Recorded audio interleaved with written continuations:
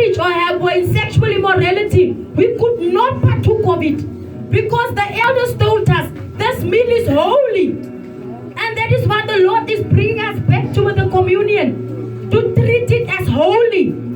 To treat it with reverence, with honor, with respect. So as we partook this morning from the communion, I want you to partook from it out of a place of love. Out of a place of holiness. Out of a place where you are submitted to this God. Where you are wholeheartedly submitted to this God. Because this God is inside of this communion. It is not just things that you bought from the shop, but it is things that are becoming a reality to you when you bought it. The Lord instructed me yesterday with Pastor and said, take what you have and go in the shop and buy for every family communion. Because I want them to get the understanding that there is a God in the communion. I want them to get the understanding that there is a holy God in the communion. And as they partake at families and take it from the altar, they must realize that there is a God in it.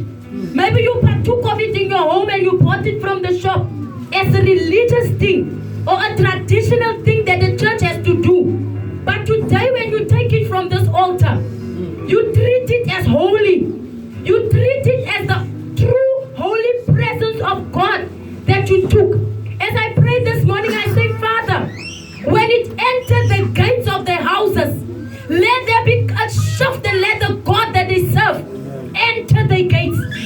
I say when it enters their houses, Father, let things in their house and atmospheres be shifted because you are God of the communion. You are God inside the communion.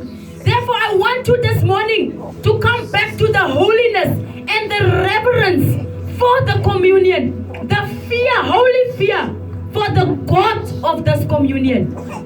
My deepest prayer is that if we are still asleep and far off, that it will awaken us as families back to the presence and the reality of who God is. Some of us have lost the reverence, the honor, and the reality of who God is. We have lost the power and the authority that is